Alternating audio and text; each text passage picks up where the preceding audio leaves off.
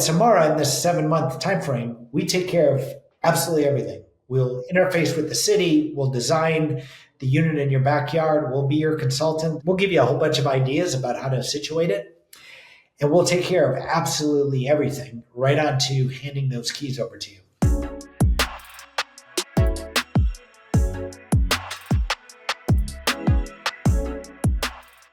Welcome to Powerhouse, where we interview the biggest names in housing and ask them about their strategy for growth.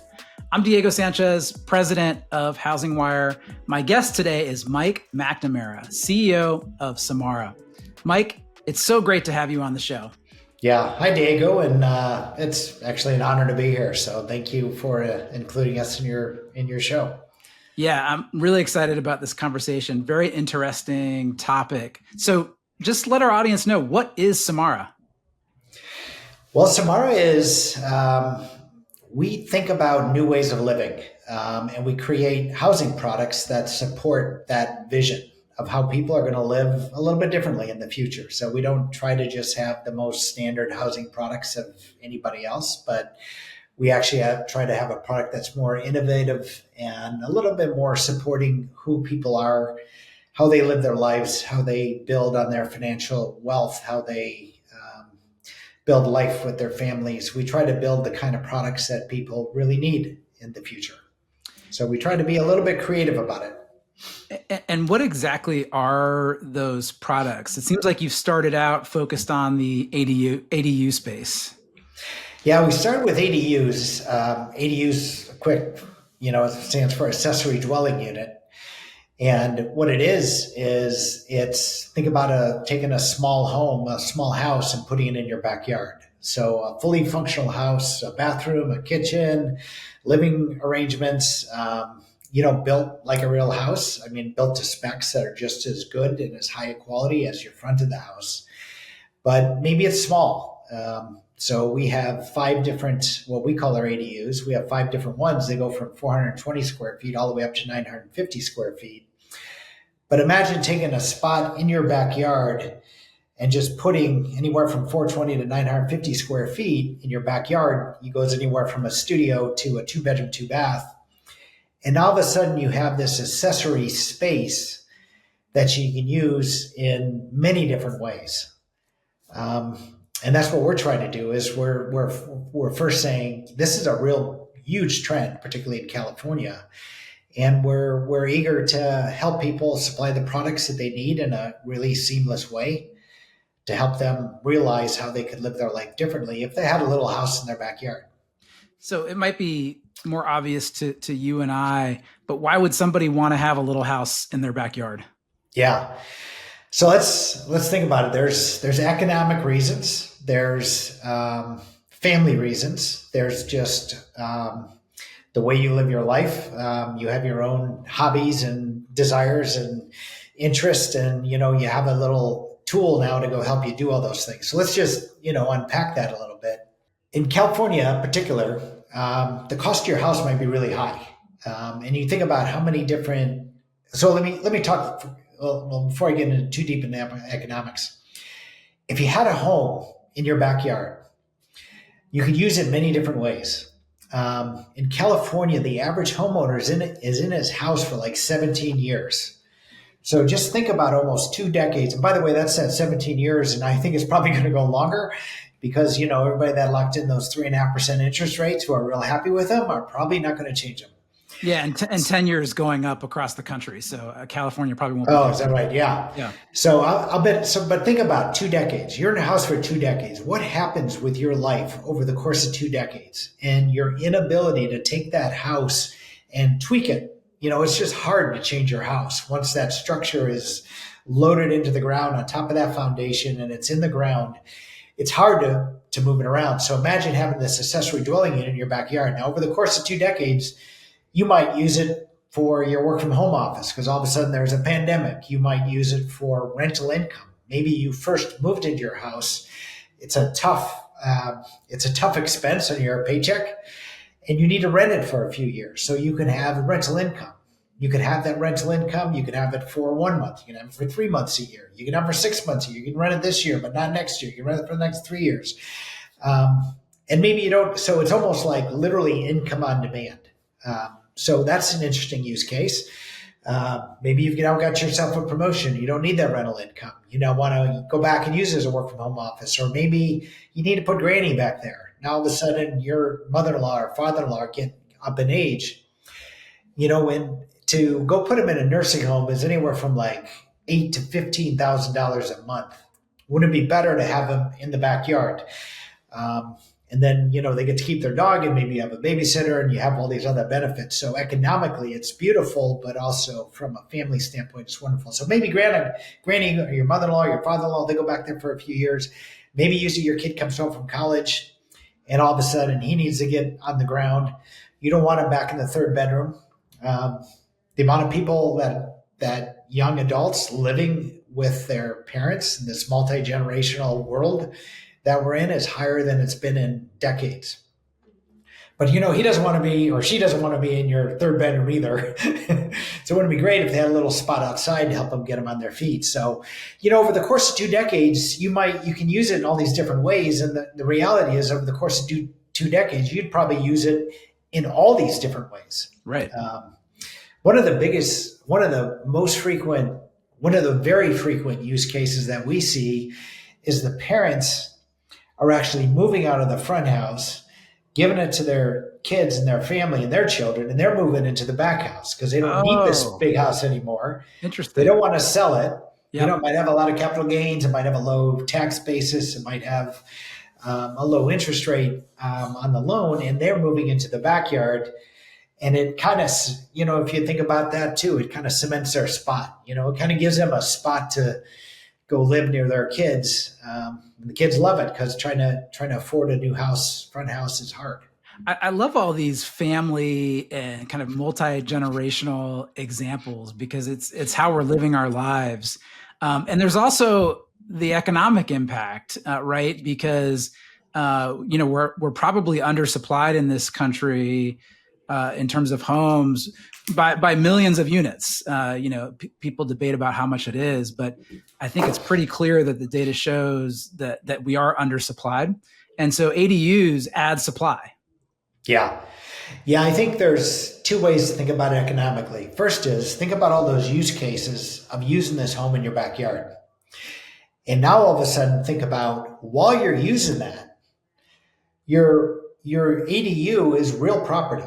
It's appreciated. It is just the ADUs that Samara builds are as high a quality as most of the front houses or sometimes higher quality because it actually is brand new materials. It's modern materials. It comes with a fresh warranty. I mean, there's everything's a double pane window. Everything's the most advanced roofing materials, the advanced siding material. You can argue it's even a little bit better. But anyways, while you're using it over those 2 decades for all these different uses, it's appreciating at the rate of real estate. So if you think about real estate over the last 50 years, the average appreciation is 3% a year, very often higher in many other locations. So while you're sitting there utilizing this in any way you so choose, the value of your property is going up. So if you think about that whole multifamily wealth generation aspect of it, it's a beautiful investment. And people understand real estate. They understand that investing in real estate can be really positive. And a lot of people have, that's the number one source of their wealth. I mean, across the United States, I think it is the largest source of wealth is actually the home.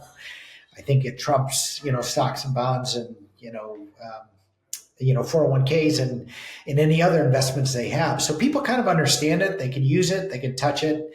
So that's kind of interesting. And if you are going to rent it out, theoretically, the rent income is kind of appreciating at the same rate of inflation. So once you buy it that first time, maybe you've got an annuity stream of higher and higher rent income on the back of pure inflationary kind of pressures that you would normally see in rent. So I kind of mentioned there's 2 economic things. I'm going to kind of circle back to your other question. At the same time, you're actually solving some real housing shortage problems. We see that depending on the different areas that over 50% of the time people are actually using this for rental income, which means it's creating another housing unit. It's creating supply. So think about it from a jurisdiction standpoint or a government standpoint. They want to bring the cost of housing down. They want to have more and more housing units that are accessible to which, by definition, if it's only 950 square feet, it's probably a lower rent payment. Or if it's only 500 square feet, it's an even much lower rent payment. So you're actually creating housing supply, and that housing supply is getting created on the back of kind of like crowdsourcing almost. You're kind of saying anybody who has a backyard can put one of these things in and then go rent it out. And all of a sudden you have another source of income personally, but the value to the the municipalities, the governments, to the world itself is high, which I've got some more stats on that. But I see you have a question. Yeah. No, we'll dig in further for sure. Let's talk a little bit about the origin story here, and dig in specifically on the rental use case. I think the company was born or incubated at Airbnb. Yeah. So so think about Airbnb. Think about how many housing units they touch. I don't know how many different hosts they have. I mean, practically everybody in the world uses an Airbnb, but the actual hosts are probably 6 or 7 million active hosts. It's like they touch an insane amount of housing, and they touch an insane amount of how people consume living. So, and it's one of the originations that people love to have supplemental income. And Airbnb is a way of having the supplemental income. And it kind of started, Joe Gebbia, who's our co-founder and my partner in terms of starting this up, or co-founded Airbnb together, or Samara together. He co-founded Airbnb. I did. But he kind of said, wouldn't it be really cool if we could take a unit and kind of truck it in and like drop it into the backyard and be able to rent it the next month. And it started with this idea and this vision because it came out of people wanting to supplement their income so much. They like the experience of engaging with people. Many of the Airbnb hosts just really like to engage with people and like to manage people. They like the supplementary income. People love going into Airbnbs because it just gives them another option in terms of where to live. And that's kind of the genesis of this. It's thinking through, first off, with Samara being like an R&D unit within Airbnb, thinking about how people are consumed living in the future, and simultaneously coming up with a very concrete way to add housing units into the backyard, using the backyard. So what is the timeline from somebody going to one of your showrooms and purchasing a unit to it being fully installed in their backyard? Yeah, it kind of depends on the jurisdiction. So, and it kind of depends on there's a bunch of depends, but it kind of depends on your electrical setup and whether or not you have to upgrade the electrical outfit. I mean, it depends on a lot of things. So everybody's backyard is a little bit unique, but on average, you ought to be able to get one of these things in about 7 months from the day you walk into our showroom. You could probably have one in your backyard at the earliest about 7 months, and maybe at the latest, 9 or 10 months. So depending on a lot of different things. What's happened is that the jurisdictions, and like the state of California in particular, are now putting guardrails around how fast you need to respond to these permits. When you do an ADU permit in California, you have a right to put an ADU in the backyard. And when you have that right to put in the backyard, you still have to get permitted. You could be in an earthquake zone. The soil might be a little bit different. You have to change the foundation around a little bit. So maybe there's a few tweaks that you have to make and you have to go study. But they've mandated timeframes by which to respond. So this is something that a lot of the municipalities have done. We got one permit request in one of the cities here, just right near San Jose, in 4 days. So think about all of a sudden you got your permit in 4 days and you're authorized to proceed. And the timeline to get these in, because Samara handles the whole process. So we believe one of the things was not just building a small home. It was the whole process of being able to acquire a home and get it installed in your property and get your keys handed over. That is usually really painful. Yeah. People think, do I have to even put it in the backyard? How far from the fence does it need to be? How do I need to engage with neighbors? Which permitting agencies do I need to take care of? I need to take care of soil surveys, lot line surveys. I need to get the water mains checked out. And can I add incremental wastewater and interface into my wastewater system?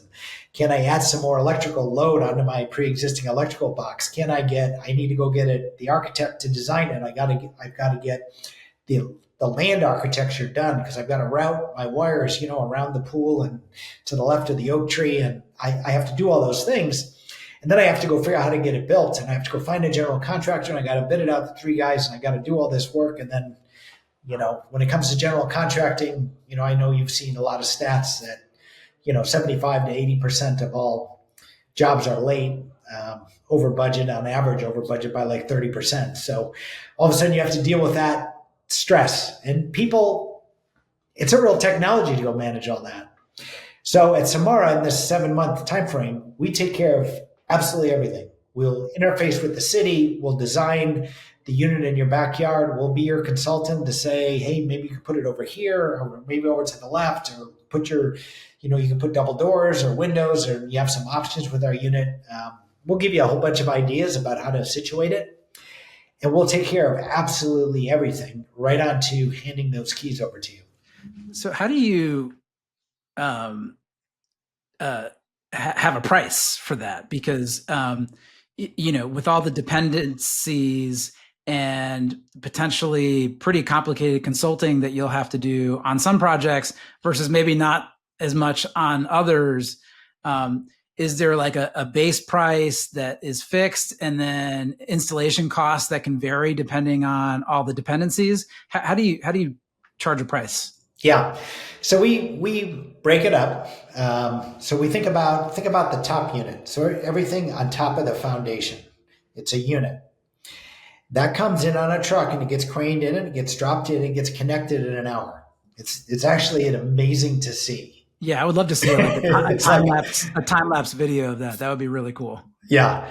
Maybe we can follow up with you and send you some pictures and things. Yeah. But it's actually amazing to see. The first time I ever saw it, I went, wow. That's really cool. So anyways, that top unit, there's a fixed price. So we build that in a factory. I mean, it has a price. I mean, we know exactly how many materials we're going to use. We know exactly what the configuration is. We know exactly how many labor hours it takes to build. We build in a factory, so we don't have the variabilities of a contractor. Is that your factory or is that a factory right now? That's our factory. That's your factory. We absolutely believe to provide the customer experience, we actually believe you need to control all aspects of the supply chain. It's how you get the best price. It's how you get the best customer experience. And it's how you ensure that the quality of every unit is top notch. We control all of that ourselves, which is very unique in industry. Most people not bid it out, but they go to a contract manufacturer that maybe has a design that they put together and they sell you that. They're almost very often, EDU companies are almost distributors of manufacturers of the product. And we don't do that. We take care of that whole process. So we think about that top unit. So that's a fixed price. Now, what I talked about before is like general contracting projects going from scratch are typically over budget and the cost overruns and it rains and you come up with unexpected things. And, the general contractors are building that unit for the first time. It's not the same unit they're rebuilding over and over again. So anyways, we've got a fixed price for that top. Then on the bottom, we actually go out to the site. We do the soil survey. We look at the utilities. We understand how many feet it takes. We have to hook up water, wastewater, and electrical. We don't need gas because our units are all electric. And we figure out, hey, we have to route this. We have to dig an 18-inch trench all the way around the swimming pool. And we got to get to the electrical box. Maybe we need to do an upgrade of the electrical box. We have to interface this into the sewer system. So we'll calculate all that. And because it's our team that's doing that knows our product, that has put our product in the ground over and over and over again, our precision of what that cost is going to be, what the potential overruns are going to be, we work that out at the beginning. So because of our cycles of learning, it's one of the benefits, when we talk about supply chain later, maybe by owning that end-to-end process, like I talked about, you get to have this feedback loop that's really kind of amazing. You put one in the ground, you learn what went wrong in doing the site installation. What can we do better? How can we do it faster? How can we do it more reliably? And you reincorporate those learnings into the next time you do it. If you think about a general contractor doing it, or way the unit is typically put into unit, the general contractor is building the unit for the first time, and he's probably never going to build that design ever again. So all that learning is lost. So it's a learning curve, the whole project. And then when it's all done, the learning evaporates. So there's the next time you do a project, you just have a cost that's going to end up being re-baselined and not take advantage of all that learning. So anyways, we'll calculate. The top is fixed, super easy. We just take out an algorithm. Do you want double doors? Do you want windows? Do you want different kind of cladding? I mean, there's all kinds of these different options. You just pick what you want, like buying a car, like configuring a car, click, click, click, go on our website, do that. And then the bottom, we send our guy out, or our team out. We'll go do the analysis, and we'll give you a price. So, and we've done it a lot of times. It's pretty reliable. So we don't anticipate hardly any deviation from that. So with primary residences, 60, 70, 80% of the population takes out a mortgage to be able to purchase that primary residence. How does financing work with your product? Where the top is fixed, the bottom is somewhat variable, but all in, it's probably going to be $350,000, $400,000, $500,000. Yeah. We think most people are going to need to finance this product. Even most people finance cars just right. Because they have a high ticket price. A lot of people finance solar systems when they put it on the roof. The solar industry took off on the back of when they created finance products that actually allowed you to not have just a pure cash capital outlay. So we expect the same here. We created, and there's some problems with financing ADUs. So if you already have your front mortgage, you don't want to touch it, which you probably don't in most cases. You have to get a second. And the way a second is priced in our economy, it's priced as a second mortgage. It's not usually another house that's going into that second mortgage. Right. It's normally you're consolidating debt. You're doing an improvement in the main house. You're redoing your kitchen. You're putting in your swimming pool. You're doing things that aren't necessarily income producing assets. So by putting a house in the backyard, most people are going to put in a second, or they're going to put in a HELOC or something like that. And you think about those, the first mortgage is like 6.5%, 7% today. You think about a HELOC or a second mortgage being more like 9.5%. Right. So what we did about a year ago is we came out with our own finance product. So we're actually a licensed mortgage broker. So we said, if we're going to provide this seamless experience for the customer, we want to be able to finance it at the same time, because everybody's going to have to now, if they want to buy it, they're going to go look for financing. And they're actually going to come up at 9.5 or 10%. So we said, this is a mispriced asset class. We actually think about this as being an asset class, because once you put it in the backyard, it appreciates like real estate. Once you put it in the backyard, it's income producing at your convenience. 6 months out of the year, 1 year, next year. If you get in trouble financially, you can just rent that out. If you got in really a lot of trouble, you could go live in the back and rent out your front house, which is probably bigger. And I always say, if you got in really, really trouble, you can pitch a tent between the two and rent them both out.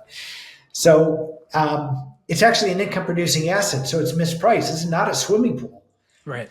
This is actually can generate income at your convenience. So it's actually a lower risk profile.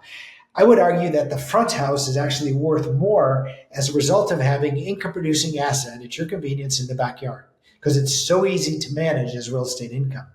And you've already paid for the land So the value you get out of that rental income is actually quite high. So we actually price it at the rate of a first. So think about now, it's we don't charge 9.5, 10% in our financing vehicle because it's ours. We get to set the price. The front house, the current mortgage rate are 6.5 and 7%, and we will finance the entire amount of that unit in the back by 6.5 or 7%. And we think it's mispricing risk because we can, when we put that unit back there, we know what street it's going on. We know the quality of the unit. We know it doesn't have hardly any repair cost. We've built it amazingly well. So the operating costs are extremely low just because it's so highly insulated. It's using modern materials. You can put solar on the roof. You can put batteries on it. So the operating running costs of this unit are extremely low. So we look at it and we know what it rents. We can look on Zillow and say, hey, this thing rents for, $3,000 a month, and we're going to have to do a loan on it for $1,700 a month. We go, great economics. In the meantime, it's making the whole house unit, we think the main house goes up in price because it now is producing income on the back at your convenience. So we kind of view it as, when we created our finance product, which no one else in the industry does, by the way, for ADUs. Other people will do it, but they'll price it more like a second. But we actually do it on our units only. So we think it's a huge leg up, and I think maybe 60 to 70% of the people take advantage of our financing option. So let's talk about supply chain a little bit. So you have your own factory. I imagine you have a lot of opportunity in California because I believe the ADU law is statewide. And so you probably have to go town by town in terms of the permitting process, but that's a big opportunity. There's a lot of homeowners in California who would benefit from this. How do you think about supply chain and the need for factories? Do you need 10 factories in California to meet the opportunity, 20? Like, how do you think about factory siting and transporting these tops, these homes to people's backyards? Yeah. So there's two pieces of that. Let me take the idea of each city has their different rules and laws and that sort of thing. California has passed so many pro ADU regulations that since 2016, I don't know how many it is, but they keep passing more every single year to make it easier and take out more and more challenges associated with putting them in. But just to give you some facts on how that's impacted demand, California probably in 2016, when they started passing the ADU laws, had about 2,000 permits per year for ADUs. If you fast forward to last year, there were 25,000 ADU permits last year. You've gone 10x increase since 2016. And in fact, 1 out of every 4 to 5 permits in all of California for new housing capacity is an ADU. So it's like a stunning. So what California did is passed regulations that made it a right to have one. They made it easier and easier to put in. If you put it, a certain amount of, it has to pass some rule, a certain amount of feet from the neighbor's fence and a certain height, that sort of thing, you have a right to put one in at the state level. So you've actually taken care of all of California, and the municipalities have to adjust. And the municipalities, California's got a real housing problem, which I'm sure I'm sure you've talked about that on your podcast. It's hard to get housing built in California, and they've taken ADUs and said, we're going to make this so easy that we want anybody to do it.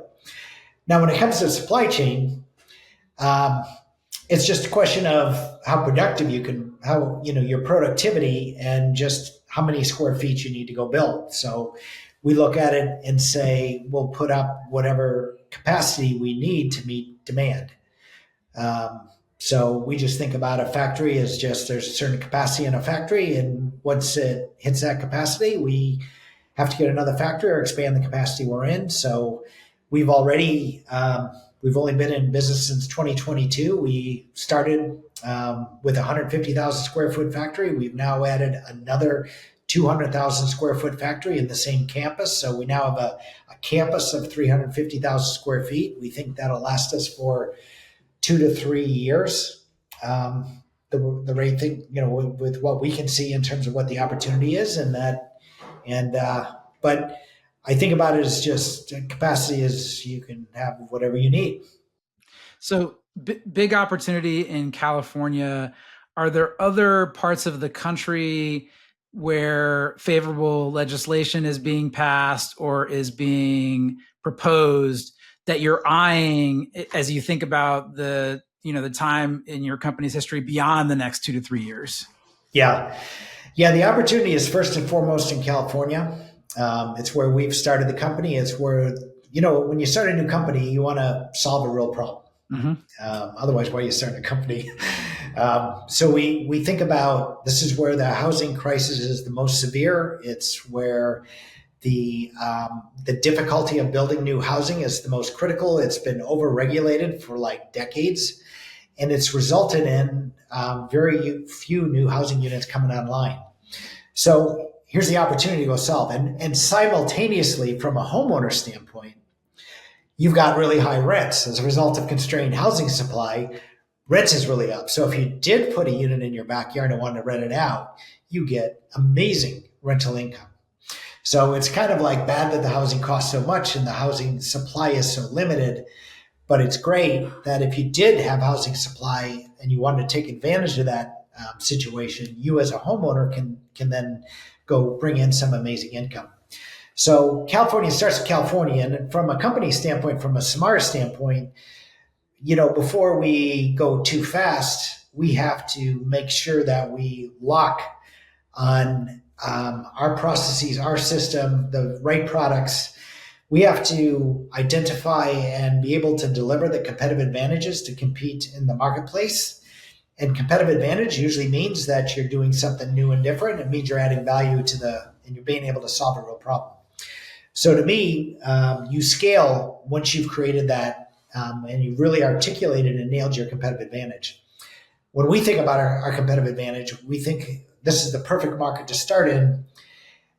You've got California regulation, which is a huge tailwind for us. I mean, it's just enormous tailwind. And still the regulatory environment for regular single family homes or condos is still difficult. So it's like the only thing that's like easy to go build in California are these ADUs. So we love it. So we'll perfect our craft. We'll build our systems, our processes. We'll deliver on our competitive advantages. We'll expand our ability to deliver loans. And then we'll think about other states. And we always think that California kind of sees the problem first in a lot of different things. I mean, first one is to stop smoking in public places. I mean, there's a lot of things that California does that other states tend to follow. And we think ADU laws are one of them. So we're seeing a lot of ADU laws being copied from California that are going into Seattle, Oregon, Colorado. We've seen some in Texas. We've seen some in Massachusetts. Eric Adams, not too long ago, was talking about it in New York as a way of solving some of that. You're in New York, right? I'm in Brooklyn. Brooklyn, yeah. So so I think you'll see this wave of opportunity, and it's not just, again, when I think about these ADUs, I don't think about it as just the individuals trying to solve the housing problem. You're not going to use your backyard to contribute to solving the housing crisis that California created. You're going to solve the housing you're going to put in your backyard what you need to live. But all these people in these other states, I mean, wouldn't it be cool to have a little home in their backyard, to put granny back there, to put your kids coming home from college, to have a standalone office, to take the real estate that you've already invested in and build it out optimally economically. So there's just a lot of, so we actually expect these regulations to roll across. We'll let them roll across. We'll perfect our business. We'll build our competitive advantages, and then we'll follow it. So we would expect that the opportunity will then present itself in any of the cities that are experiencing any kind of housing stress, that people want to earn additional rental income, that there's good rental income to be earned. But it's just a way people live life. I mean, wouldn't it be cool to have that space in your backyard to use any way you want to at your convenience? Absolutely. So, as our final question, could you talk about your partnership with Steadfast LA to build ADUs for LA wildfire survivors? Yeah. So, obviously it's an insanely unfortunate mess. We don't have enough single family homes to start with, and we had just had 15,000 burned down. It's hard. And when we looked at it, we just said, how can we help? We started in California, and we just said, how can we help? And what we did is we ran across Steadfast LA, who was very committed, and we thought would have the team to make as much progress as you possibly could outside of the government, in a private, that we could build a private relationship with a private company that can actually help. So what we wanted to do was go help. And what we did was our co-founder donated $5 million to Steadfast LA to gift people free houses. And not only $5 million, but he also committed to donate another $10 million as a matching program. And what we're doing, and then what Samara did is donated all its profit. So what we're doing is we're using that money to gift people homes. So not just hand them a box, not just hand them the house, but we're actually going into wildfire victims. We have a process, not we, but Steadfast LA has created an outside agency to create a process to gift people homes. And when we do that, we're taking one of our houses, our 950 square foot house, and we're gifting it to the people that are most financially disadvantaged, that are economically challenged, that have no way of recovering. Maybe they just have no income. They have no means to go start figuring out how to rebuild in a very complex LA. And we're going to gift them a home. So we're in process of handing out. We'll do the first recipient in about 2 weeks, and then we'll be rolling them out regularly. And we're going to go into these homes, particularly in these really disadvantaged areas, and we're going to hand them a home. And we're going to put it in there. It'll take us 6 months, and we're going to hand them a key, and they're going to be back to living life right in the community that was just so savagely pulled out from underneath them. So we think it's a really cool program. Samara's, part of the donation. We really appreciate Joe Gebbia for what he's done in terms of, kicking it off. And we love the partnership with Steadfast LA, who we think is going to make a real difference in helping get people back on the ground in LA. So we're right in the middle of it. So we may even have the first house up and anywhere in the fire area. We're hoping. So you'll see our first house up this year. Really, really amazing story and great way to close our fascinating conversation. Mike, thank you so much for joining me today. Yeah, you're welcome, and enjoyed the conversation. And good luck. I mean, housing's a big thing. It touches everybody, as you know. And the more we can do, all of us can do to help out and make help housing is just to me a great use of time. So we're excited to be doing what we're doing. Thanks, Mike. All right. See ya.